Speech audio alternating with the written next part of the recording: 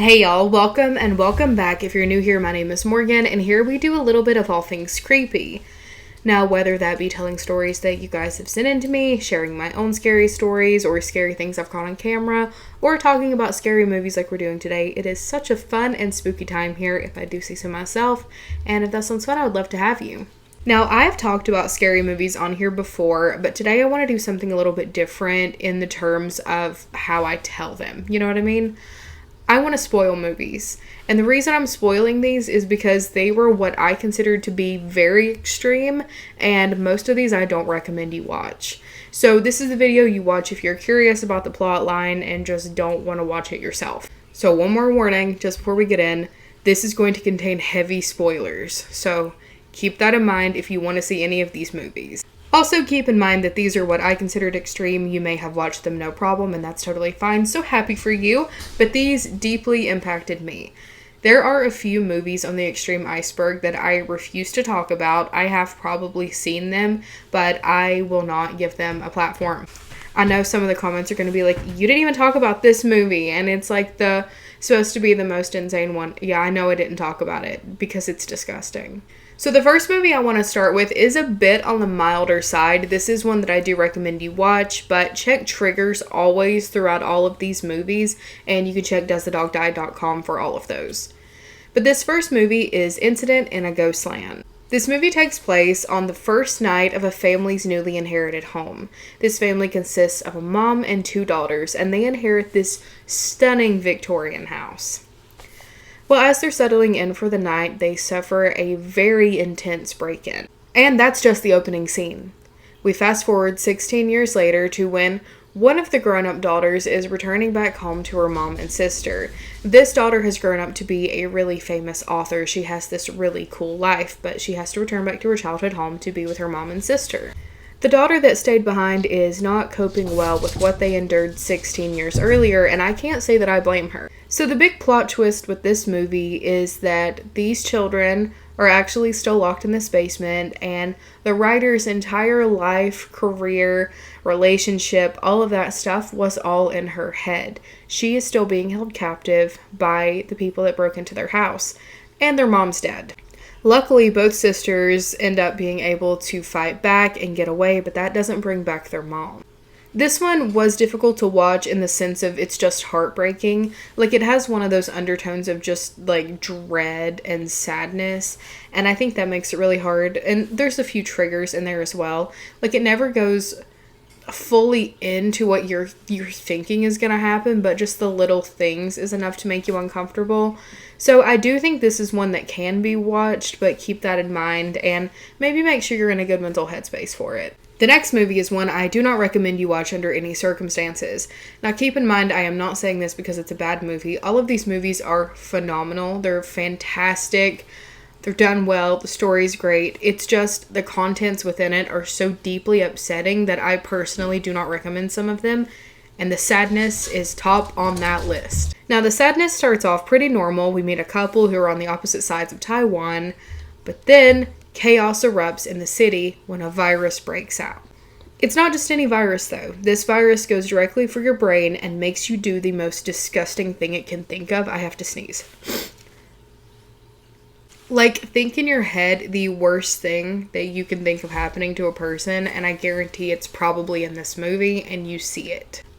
But the movie itself is following this couple trying to get back together, and they're going through the city trying to reunite, and it does have a very sad ending. So on top of seeing all of this horrific stuff, you then get to watch the saddest ending that could ever happen. This is one of the only movies that I have never rewatched, and I don't plan on ever rewatching it. Usually with a movie, I will rewatch it 2 or 3 times just to really soak up the information. This one I had no interest in. But if this is one you do want to watch, it is streaming on Shudder, and for the first one, Incident in a Ghostland, it's streaming on Tubi. I forgot to say that. For the next movie, you're going to hear me make some very conflicting statements because this is one of my favorite scary movies. I have rewatched it several times, but it is one of the most disturbing films I have ever seen. and that is Martyrs. The original French version, not the American version. I've never seen the American version. I can't root for it. I've never seen it. This film follows a young woman who grows up and turns to violence towards the people who trafficked her when she was younger. She has been in psychiatric care for a long time with a friend who went through something similar, and one day she snaps and she leaves that psychiatric hospital, heads to the family's house who was responsible for that, and immediately ends their life. We also see that this young woman is dealing with some pretty bad hallucinations, probably due to all the trauma that she had, and she ends up accidentally taking her own life within the first bit of the movie. That leaves her friend alone in that house with so many bodies. And when other people show up to that house who were a part of kind of the same thing that family was, it leaves that friend to deal with the same stuff that her friend dealt with when she was younger. It's not just what you're thinking. It is horrible stuff. Essentially what they're doing is they are taking women and they're bringing them to the brink of death because they want them to say what's on the other side. So they want to get them to a certain point right before you completely die where you're still coherent but you're seeing the other side, and they want to know what's on the other side. So you watch this woman go through the most disgusting and unimaginable torture just so they can know this information. This is a very difficult watch, but it is such an incredible movie.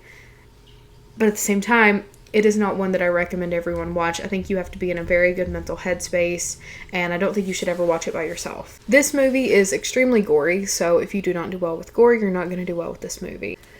This one is streaming for free on Tubi if you do want to give it a try, and I think the American remake is on there as well. I've heard it's a bit more tame if you wanted to try that one first, but like I said, I haven't seen it. So this next movie is actually another one that I've only seen one time. And I'm going to be honest with you, I didn't really love it. I would like to rewatch it to give it another try because I don't think I was really into elevated horror when I first saw it. It kind of confused me. I had to go back and re-look up the plotline for it to just jog my memory, but that is the film Mother. Inside of a beautiful home that they are determined to fix up and completely restore from the fires lives a husband and a wife. Well, one night a stranger knocks at their door. And this stranger is going to change everything. The first one that shows up is a man that we simply call Man. Now he's a surgeon that has numerous health issues. Woman shows up a bit after him. Then their two sons show up. The sons end up getting in a fight. One of them loses their life. Are we seeing the biblical references here yet? The mother, the wife in the house, ends up falling pregnant, and a lot of weird stuff begins to happen, and she gives birth inside of the home. The baby ends up losing its life. Pretty gruesome way. I'm not gonna lie to you, I still remember the sound. I remember being in the theater watching it, and at that part everyone just kind of shrieking, because it's at that point when you're watching the movie, or at least for me, and I grew up a Southern Baptist, it was that point that I realized this was biblical. So once you the baby loses its life, you're like, oh, and you're just kind of shocked. But the movie ends with the mother passing away and a new mother taking her place in the house. All around, this was a very strange watch. Like I said, I don't hate the thought of rewatching it and giving it another chance. It wasn't my favorite, but I don't not recommend it. Just be aware of certain triggers, especially involving children. And this one is streaming on Paramount+. The next film is another French movie, and it is the film Inside. Now, this is one, if you are pregnant or just had a baby, I don't think you should even entertain the thought of watching this film. There are a lot of heavy elements in this movie, like the feeling of grief, claustrophobia, fear, all of that stuff. But the feeling of grief is so intense in this movie just because of how the movie starts. So it takes place at around Christmas time, and we follow a young mom-to-be who's overcome with guilt and grief from an accident that occurred 4 months prior that took the life of her husband. She's trying to do better. She's put up her Christmas tree. She's just trying her best to survive when one night there is a lone knock at the door. And that knock belongs to a woman who is hell-bent on taking this woman's baby. We learn throughout the movie that this woman has been stalking this young mom for a very long time in hopes of doing exactly this. After a whole lot of chaos and terror, the woman begins to give birth on the stairs and the baby gets stuck. And she ends up having to ask that woman to perform essentially a C-section, which is what she planned on doing anyways, to take the baby, to save the baby's life, and the mom ends up not making it. So the scene ends with this woman who broke into the house, rocking the baby in the rocking chair and just holding it. That one is streaming on Tubi if you want to give it a try, but like I said, if you are pregnant or just had a baby, I wouldn't. This next film is a bit niche in the sense that every woman that I have encountered that has watched this movie has said it really affected them, and every man that I've encountered has been like, that wasn't even that bad. So keep that in mind while we talk about Be My Cat, a film for Anne. So this film is a found footage style movie that shows a director trying to find his best Anne Hathaway for his movie. You see, he became really obsessed with Anne Hathaway after she was in The Dark Knight Rises, and he was determined to make a movie where she would notice it and like fall in love with him. So he needs to find his Anne for the movie. So it starts off with him interviewing and auditioning different women who look like Anne Hathaway, bringing them into his home, making them do strange things. Each situation with each actress goes from bad to worse. It is the most uncomfortable, terrifying thing that I have seen. There are heavy elements of assault and stalking, and it can be extremely triggering if you've ever been stalked before. The first time that I watched it, because I have rewatched it a few times, I had to keep stopping and regrouping because it is so intense and so accurate of a depiction with how he's doing it. And a lot of people, when they first saw this movie, thought it was real. It's won several awards, which is always impressive with an indie horror movie, and it's very well deserved. This movie is streaming on Tubi if you want to check it out. The next movie is one that is extremely triggering for SA scenes, and that is I Spit on Your Grave. Now, if you watch horror, you've probably seen this movie, but there was no way I wasn't including it on a list like this because I've only ever been able to watch it one time. The one that I'm referencing is the remake. I have never seen the original. I've heard the SA scene itself goes on for incredibly too long, and I know I can't handle it, so I've never entertained it. But it follows a young woman who rents a cabin by herself so she can finally get some writing done, and a group of men break in and brutally assault her and leave her for dead. But she doesn't stay gone for too long. She comes back and gets revenge on each and every single man that hurt her. Listen, I love a good revenge movie, but I cannot get past that scene. And I understand, we're going to get into a little rant. I understand that sometimes those scenes are necessary, especially to movies like this. It is the entire plot, I understand. But to make it that long and drawn out just seems so unnecessary to me. And it immediately just like turns me off of the entire movie. I can't do it. But because of how graphic the scenes are, I wanted to add it. And I think the remake is streaming on Tubi. This next film is one of my all-time favorites, and I never hear anyone talk about it, so we're going to talk about the film May. This film follows a very lonely young woman who has struggled her entire life to make connections with people. Due to that, she had a favorite doll as a child that she would say was her best friend, and she would keep this doll well into her adult life. Well, one day, May decides to ask out a local mechanic that she really likes, and she brings him over to her house, and things go from weird to weirder. May's a little bit strange. So the mechanic ends up running away, and for some reason May blames her doll and shatters her childhood best friend. Then May has no other choice but to make a new doll at this point. So we watch as she collects each person that she has met within this movie, like little Pokemon cards, and builds a new doll with her favorite feature from each person.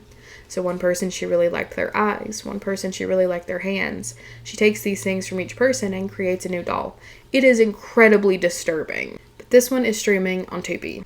Alright, next up we have a film that you should not even entertain the thought of eating while watching, and that is Bite.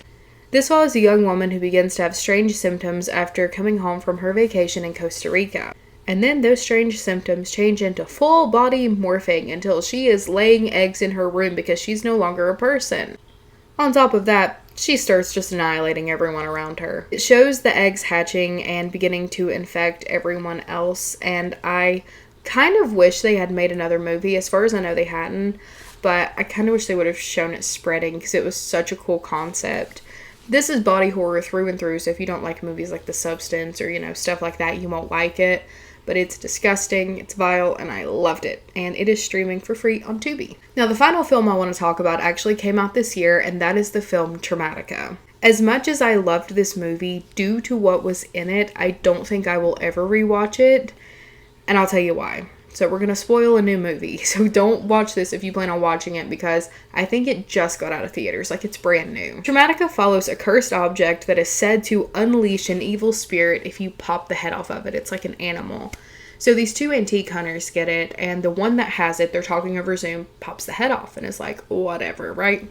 So this man's a piece of absolute garbage, and he SAs his oldest daughter. But after he opens this thing and unleashes the spirit, it impacts him and his eldest daughter. Now keep in mind, he also has a younger daughter in this house too. So this inhumane spirit that comes out of this little ceramic animal decides that it wants a child, and the oldest daughter gets pregnant, takes care of it herself with a coat hanger, also something else that could be very upsetting, and then has to go and kidnap a child to satisfy this spirit. And she begins kidnapping children after children after children until she finds the right one. And the ones that aren't the right ones, she disposes of. All but one little boy in that house lose their life. There are scenes in this movie that are so upsetting to watch. I'm not kidding. I wish I would have known how graphic they were going to be going in, because I was really excited for this movie. But I'm going to be honest, if I knew how intense some of these scenes were, I don't know if I would have watched it myself willingly. So keep that in mind. It is a very good movie. It's really well done. It's an indie film. But yeah, it's intense. But anyways, that is all for today. Thank you guys so much for hanging out with me and talking about scary movies with me, and I will see you next time.